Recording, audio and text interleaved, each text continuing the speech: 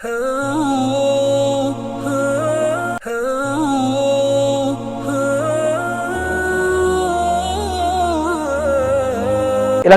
புனித மதீனா முனவரா அந்த ஹுத்பாவை நிகழ்த்தியிருந்தார் ஹத்தீப் ஹுசைன் அல் ஷேக்.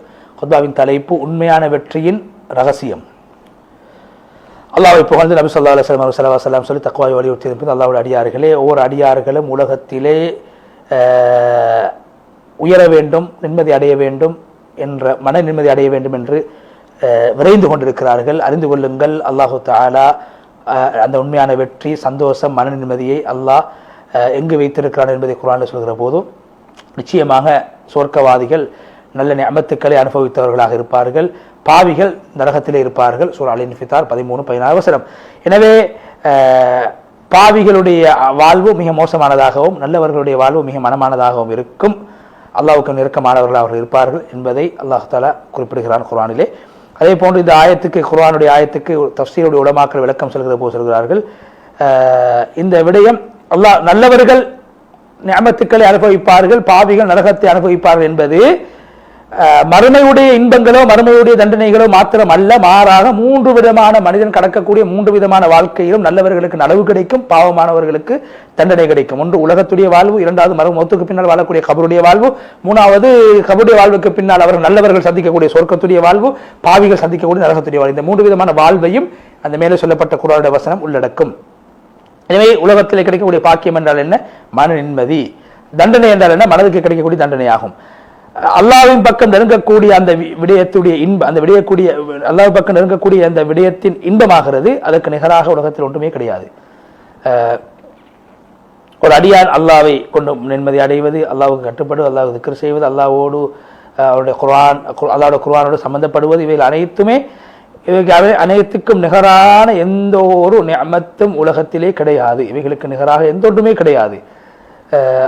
ஒரு பெரியார் சொல்கிறார், சொர்க்கவாதிகள் இது போன்ற நிலைமை அடைந்தால் இவர்கள் நிச்சயமாக மிகப்பெரிய பாக்கியங்களை அடைந்து கொள்வார்கள். உலகத்திலே நிம்மதி அடைந்தால் மறுமையில் நிம்மதியை அடைவார்கள்.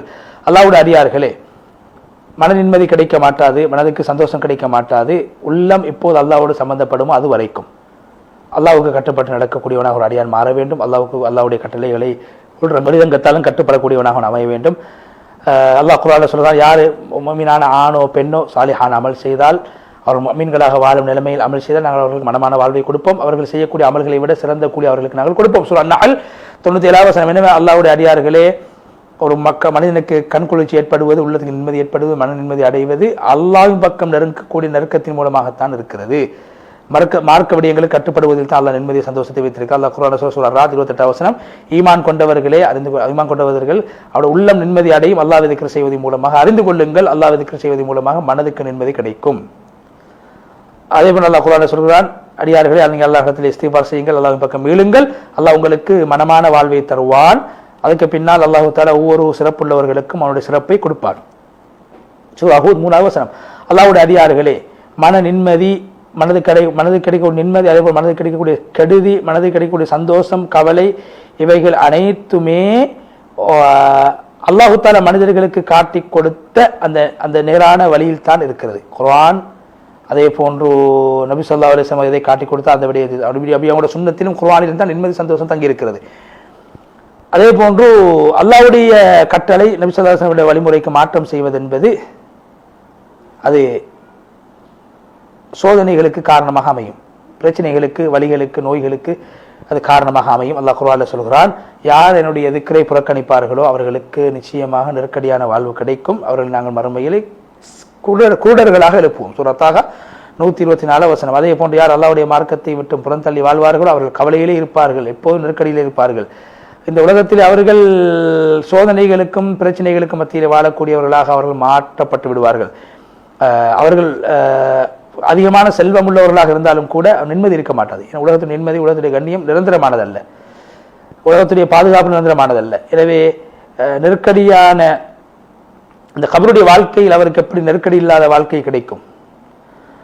மறுமையில் எப்படி அவர் பாதுகாக்கப்பட்டவராக மாறுவார்? உலகத்தில் ஈமான் இல்லாமல் நல்லாமல் செய்யாமல் வாழக்கூடியவர்கள். அல்லாஹ்களை பாதுகாப்பானாக. அல்லாஹ்வுடைய அடியார்களே, நபி ஸல்லல்லாஹு அலைஹி வஸல்லம் அவர்கள் மேலே சொல்லப்பட்ட விடயங்களை சுருக்கமாக சொன்னார்கள். பிலால் ரலியல்லாஹு தஆலா அழைத்து சொன்னார்கள், பிலாலே தொழுகைக்காக அதான் சொல்லி தொழுகை நிலையாட்டுங்கள், எல்லா தொழுகை மூலமாக எங்களுக்கு நிம்மதி கிடைக்கும், எங்களுக்கு மன நிம்மதி கிடைக்கும் என்று நபி ஸல்லல்லாஹு அலைஹி வஸல்லம் சொன்னார்கள். எனவே தொழுகை அதே போன்று இபாதத் ஏனைய இபாதத்துக்கள் அனைத்துமே அல்லாஹுக்கும் அடியாருக்கும் மத்தியில் தொடர்பு ஏற்படுத்தக்கூடிய விடயமாக இருக்கிறது, உள்ளத்துக்கு நிம்மதி ஏற்படுத்தக்கூடிய விடயமாக இருக்கிறது. ஒரு முஃமினுடைய உள்ளம் அல்லாஹ்வோடு சம்பந்தப்பட்டால், அல்லாஹ்வோட நெருக்கத்தை ஒரு மனிதன் ஏற்படுத்திக் கொண்டால் அந்த அடியானுக்கு அதன் மூலமாக நிம்மதி, மன நிம்மதி, இன்பம் கிடைக்கும். அந்த மன நிம்மதிக்கு நிகராக உலகத்தில் எந்த நிம்மதியும் கிடையாது. அதுதான் என்ன, அல்லாஹ்வின் பக்கம் நெருங்குவது, அந்த வழிமுறையை கடைபிடிப்பது, அது உலகத்தில் மனிதன் பெறக்கூடிய அது சுவர்க்கமாக இருக்கிறது, கண்குளிர்ச்சியாக சந்தோஷமாக இருக்கிறது, உலகத்துக்கு நிம்மதியாக இருக்கு.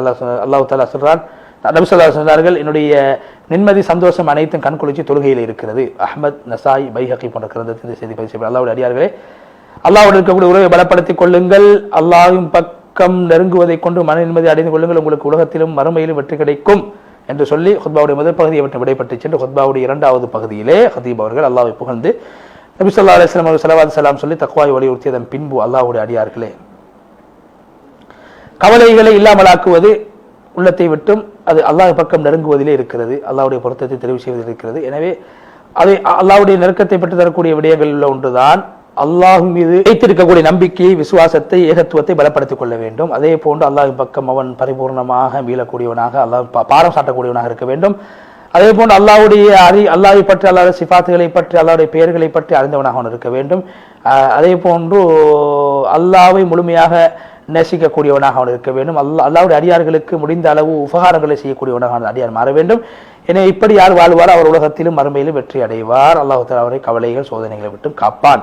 அல்லாஹ் குர்ஆனில் சொல்றான், யத்தகில்லாஹ் யஜ்அல் லஹு மக்ரஜா, சூரா அத்-தலாக் 2வது வசனம். யார் அல்லாஹ்வை பயப்படுகிறார்களோ அல்லாஹ் வெளியாகக்கூடிய சந்தர்ப்பத்தை அல்லாஹ் கொடுப்பான் என்று சொல்லி அல்லாஹ்வுடைய அடியார்களே, சந்தோஷத்தை இழுத்துக்கொண்டு வருவதற்கான காரணங்களில் ஒன்றுதான் அதிகமாக அல்லாஹ் நபி ஸல்லல்லாஹு அலைஹி வஸல்லம் மீது ஸலவாத்து ஸலாம் சொல்வதாகும் என்று சொல்லி நீண்டதோர் ஸலவாத்தையும் ஸலாத்தையும் ஹதீப் அவர்கள் சொல்லி நீண்டதோர் துஆவை செய்து ஹுத்பாவுடைய இரண்டாவது பகுதியிலே ஹதீப் அவர்கள் முதலாவது பகுதியில் எப்படி உண்மையான வெற்றிக்கான காரணங்களை சொன்னார், அதுபோல் இரண்டாவது பகுதியிலும் அவைகளுக்கான அந்த உண்மையான வெற்றியை பெற்று தருவதற்கான காரணங்களை மிக தெளிவாக ஹதீப் அவர்கள் முன்வைத்து அதிகமான நபி ஸல்லல்லாஹு அலைஹி வஸல்லம் ஸலவாத்து ஸலாம் சொல்லுங்கள் என்று சொல்லி ஸலவாத்து ஸலாம் சொல்லி நீண்டதொரு துஆவை செய்து ஹதீப் ஹுசைன் ஆலு ஷேக் ஹஃபிதஹுல்லாஹ் புனிதமான மதீனா முனவ்வராவுடைய ஹுத்பா விட்டு விடைபெற்று சென்றார்.